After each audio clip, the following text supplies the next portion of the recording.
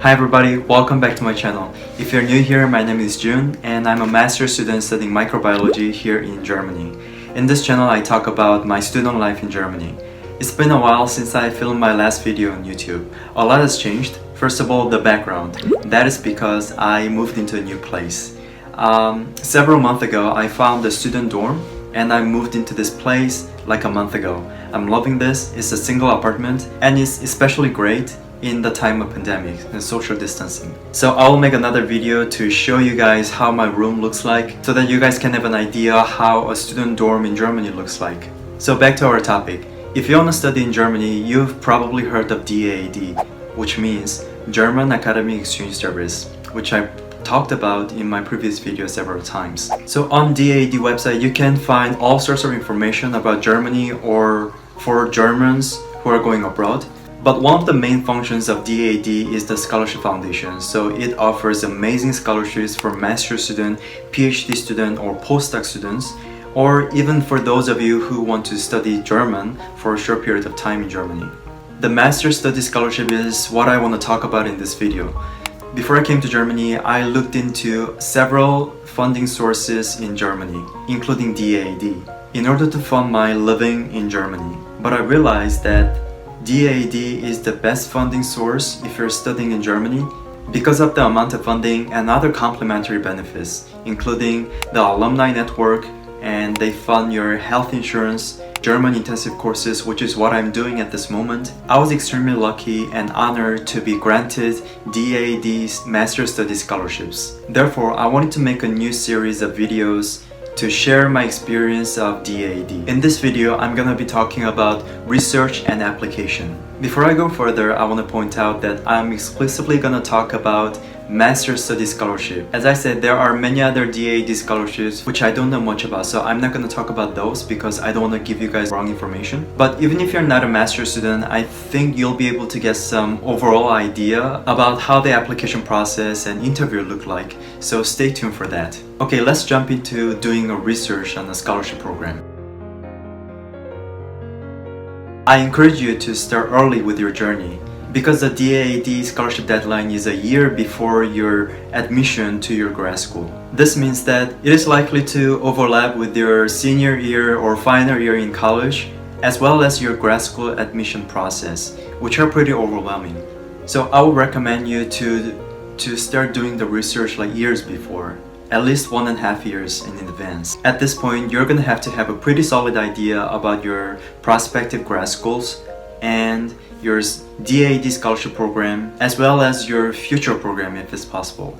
That is because you're gonna have to tackle these in the motivation letter as well as the interview. By some mistake, if you happen to miss the deadline, it's also fine. You can apply for this scholarship in the middle of your study program. Or sometimes it's just smart to wait until you graduate because your CV and motivation letter will be way better. And at this time point, you'll probably be admitted to the school already, which is a strong advantage for you because you already know what you're doing, and because you already have a solid motivation essay that you wrote for the admission, you already know some faculty members and research topics, so you'll be able to narrow stuff down a lot when you write a motivation essay and do the interview.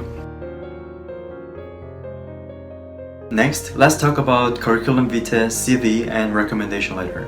Actually, I won't talk about CV here that much because I didn't do anything particular with my CV other than just writing about what I did in my college. A single piece of advice that I can give you with the CV is to be relevant with your grad school program. Let's talk about recommendation letter. This is where I want to spend some time because reference letter is one of the most important pillars in the application process. In the case of DAAD, there's a recommendation template that you can download, I think from the portal or website, I don't really remember. So you don't really have to worry about the format of the recommendation letter, it's already outlined. It is better to ask your faculty member for the recommendation letter as early as possible, ideally 2 months or 3 months in advance, because they're gonna have to send the letter by post, not uploading the letter online, which means it's gonna take at least a couple weeks because we're talking about international postal service. Personally, I asked my professor 2.5 months, I think, in advance, and then gave him a set of reminders. In order to have the best recommendation letter, try to ask the faculty member who offered you a research project or a special project that you're most passionate about and put the most effort. Because, in my opinion, it is not all about receiving A from that class or 95 percentile from the class, but it's all about your passion. Even if you did well in the lecture, if you didn't really interact with the professor like individually, they don't probably know much about you. Even if they can say, he's an excellent student, he got A, but they won't be able to comment on my characteristics as an academic. But if you choose a professor whom you had lots of individual interaction, he'll be able to give you a high quality recommendation letter. Secondly, other than giving your faculty member plenty of time to write your recommendation letter, it is important for you to state the following things in your email. Firstly, why you want the scholarship. Secondly, how this scholarship is going to help your academic journey. And thirdly, why you want to study at this particular grad school, what kind of research program and faculty member or research field are standing out to you. And fourthly, any further plan if possible, and so forth. What I'm trying to say here is that you need to make some contribution to help them write a good recommendation letter for you. When I wrote an email asking for a recommendation letter to my professor, I tried my best to well organize by color coding, underlining, and bolding my sentences so that it's easy for them to catch the main point. I also sent my professor a set of reminders because I knew that they were already busy with their own work and had no time to keep track of my scholarship deadline. So I feel like that was my job. And don't forget to keep them updated because they dedicated their valuable time to write your letter. And I'm sure they'll be happy to know what's going on regardless of the outcome. So in my case, I told my professor, the DAD received your letter, thank you so much. And I was invited to the interview and I got the final notification that I won the scholarship. Thank you so much. He was very happy to hear that. Okay, motivation essay.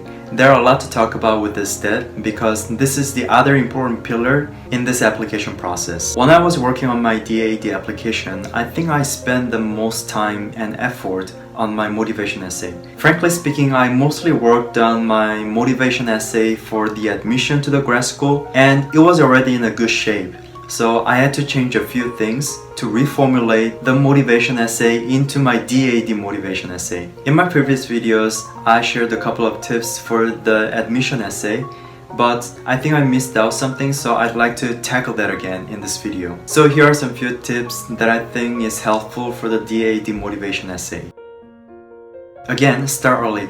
It is very important to start early to have enough time to do the following steps that I'm gonna talk about. Secondly, it would be great to spend a decent amount of time on brainstorming to produce a solid outline. As you might already know, a motivation essay is also a narrative, which means you have to be able to build a story competently. Thirdly, write your first draft.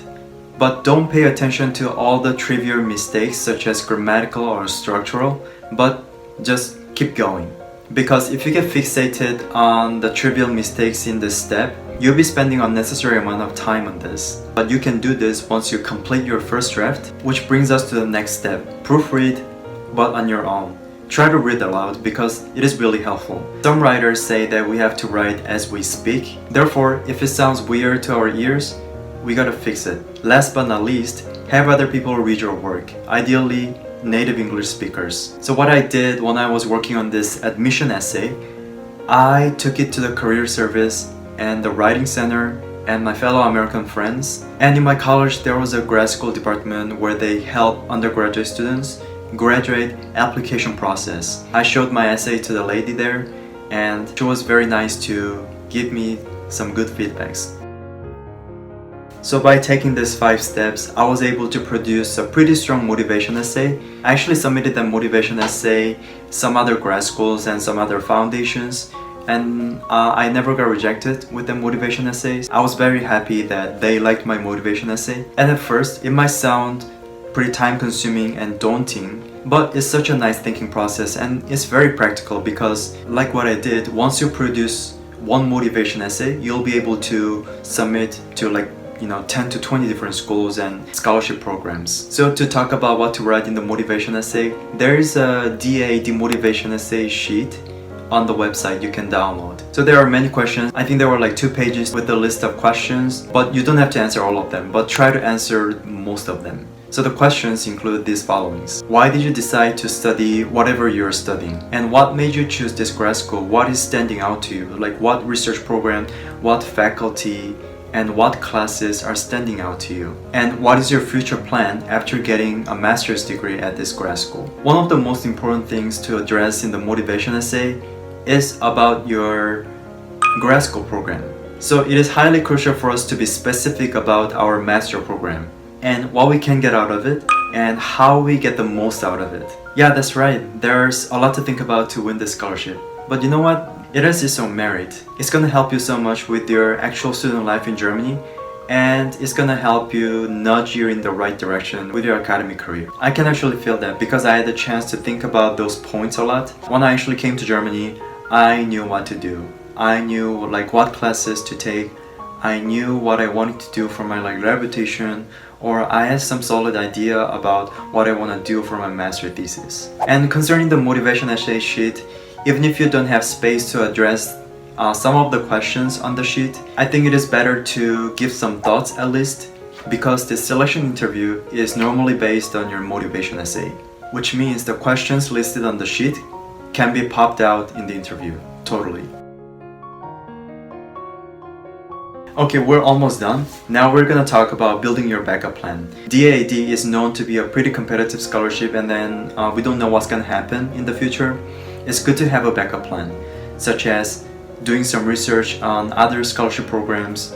There's gotta be some scholarship programs from your homeland, and there are some scholarship programs in Germany actually, in the state of, for example, like Niedersachsen or Bayern, stuff like that. Or there might be some scholarship available at the institution. And I think it's better to be informed with part-time opportunities in Germany, especially in your city, because depending on your city, if you're going for an English program and if you can speak German that much, there's much less opportunity. If your city turns out to be pretty international, there will be more jobs for you as an English speaker. Okay, time to wrap up.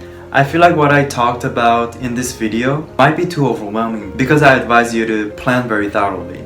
It might be, but if you start early and tackle one step at a time, you'll be fine. It's totally doable. I'm not the most productive and efficient guy, but I was able to get this done in my crazy senior year. And I encourage you to apply for this scholarship. In my opinion, as long as you did a solid job in your university and your motivation essay, CV, and your interview, you'll be able to get this scholarship. So the reason why I'm pointing out this is because I still remember when I first looked up this website and see the word excellently qualified graduates, and I immediately thought that, oh, this is not me.